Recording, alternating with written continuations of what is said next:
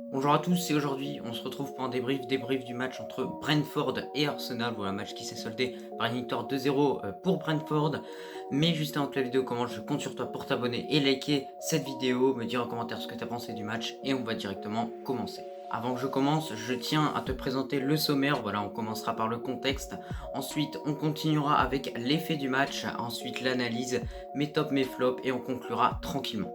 Du coup, concernant le contexte, on savait que pour Arsenal, en tout cas, l'objectif cette saison en Première Ligue est de retrouver la Ligue des Champions, donc le top 4, objectif assez ambitieux quand on voit l'effectif des Gunners, mais qui n'est pas impossible réellement, donc s'ils mettent les ingrédients, s'ils obtiennent des points, ils sont capables vraiment d'être très très bons.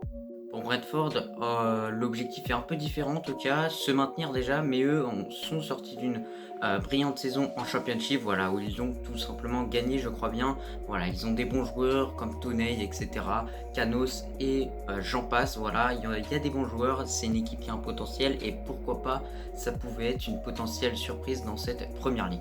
Du coup, on passe aux compositions. Voilà, pour Arsenal, on avait une composition sans Lacazette et Aubameyang. Donc voilà, compliqué pour les Gunners de faire sans les deux grands buteurs de cette équipe, sans les deux vedettes de cette équipe, sans les stars réellement.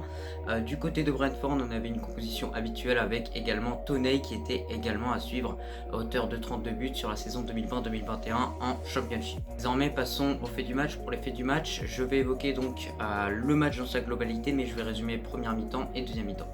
Pour la première mi-temps, on a Arsenal durant les premières minutes qui a réussi à monopoliser, à avoir le monopole du ballon, donc avoir la possession, à faire des belles choses. Pendant les 5 premières minutes, en revanche, pour Brentford, ça a été vraiment très très compliqué. Ils n'ont pas réussi à bien rentrer dans leur match, mais dès que ces 5 minutes sont passées, ils ont commencé à mettre un gros impact physique et à gêner les Gunners, et par la suite réussir à marquer aux alentours de la 20e minute.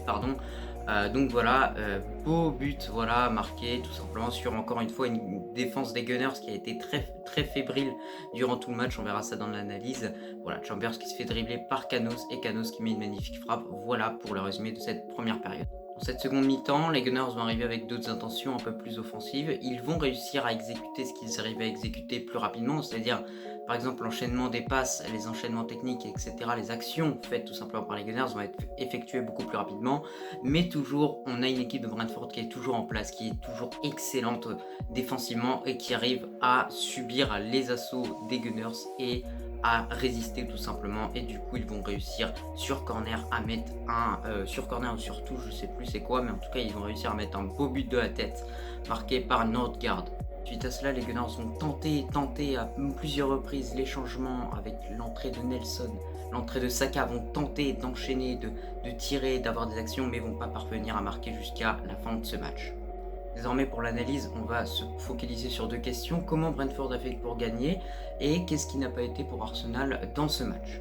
Donc, comment Brentford a réussi pour gagner? Tout simplement, ce qu'ils ont fait, c'est ils se sont bien mis en place défensivement, voilà, avec cette défense à 3 composée de Johnson et etc. Voilà, ils ont également un très bon gardien qui a fait beaucoup d'arrêts, mais leur but était d'être en place et attaquer en contre avec la vitesse de Mbembo et Toney. Voilà, ils ont réussi plutôt leur mission, ils ont réussi aussi, qu'est-ce qu'ils se sont dit, si on n'arrive pas à avoir des occasions dans le jeu, on va tout donner pour en avoir sur les corners ou les longues touches, et c'est ce qu'ils ont fait. Ils ont réussi à marquer un but comme ça, voire un autre but aussi, parce que Arsenal, c'est à la suite d'un corner qu'ils prennent le premier but, donc voilà, ils ont réussi vraiment leur mission, c'est-à-dire tout donner sur les coups de pied arrêtés et être en place défensivement pour ensuite attaquer en contre.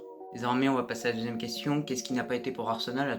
Alors tout d'abord, on a une défense qui est beaucoup trop fébrile, voilà, composée de Pablo Mari, de Tierney, de Chambers et de Ben White. Malgré Ben White, Arsenal a eu vraiment beaucoup de difficultés à chaque action offensive de Brentford. C'était un gros danger pour Leno, encore une fois qui a sorti les arrêts, voilà, comme d'habitude. Et aussi, autre chose à repérer, c'est-à-dire que le pressing s'opérait bien au niveau du quatuor offensif avec Balogun, Pepe, Emile Smith-Rowe et Martinelli, mais le reste suivait pas, c'est-à-dire que c'était coupé en deux, c'est-à-dire que si tu fais un pressing, les défenseurs doivent également monter, mais là pour le coup, les défenseurs d'Arsenal étaient beaucoup trop bas et du coup ça faisait que l'équipe était coupée en deux, et c'est ça réellement le problème de cette équipe, en tout cas dans ce match-là. Désormais, on va passer à mes tops et à mes flops. On va commencer par mon top à Brentford, qui est tout simplement Johnson. Voilà, le défenseur qui a fait un match incroyable. Voilà, on peut également dire Mbembo, qui a également fait un bon match en contre, qui a également posé beaucoup de problèmes à cette défense des Gunners. Donc voilà, j'en ai deux tops pour Brentford. Et pour mon top d'Arsenal, je pense qu'il n'y a pas de réflexion à avoir sur ça. C'est clairement Smith Rowe qui a fait un match incroyable tout simplement. Voilà, en tout cas lui il a tout donné sur le terrain, il a donné tout ce qu'il avait et il a vraiment fait des bonnes choses, des bons enchaînements techniques, des bonnes passes. Il a été parfait, il a failli marquer un moment mais il est tombé sur un grand Raya, voilà, le gardien de Brentford. Dommage pour lui, mais on espère que ça va continuer puisqu'il est vraiment très très fort. Pour mes flops en revanche, j'en ai pas pour Brentford, voilà, toute l'équipe a été très très forte. On pourrait relever Toney qui n'a pas non plus été super présent, qui a été un petit peu invisible, mais pour Arsenal j'en ai plusieurs. On va commencer par le premier qui sera Martinelli, voilà. Martinelli et Balogun, c'est tout simplement mes flops parce qu'ils ont été tout simplement invisibles dans ce match-là et c'est très dommage parce que c'est des joueurs qui sont très prometteurs dans cette équipe d'Arsenal et le fait qu'on les voit invisibles, ça a été vraiment dommage pour eux parce que ils ont perdu leur place. Voilà, c'était une occasion peut-être de gagner leur place dans ce 11 de départ de Arteta, puis en tout cas ils n'ont pas saisi cette opportunité. Mon débrief touche à sa fin, voilà, j'espère qu'il t'a plu. Moi en tout cas j'ai essayé de te résumer ça le plus rapidement possible, te résumer ce match dans l'ensemble, l'analyse et etc.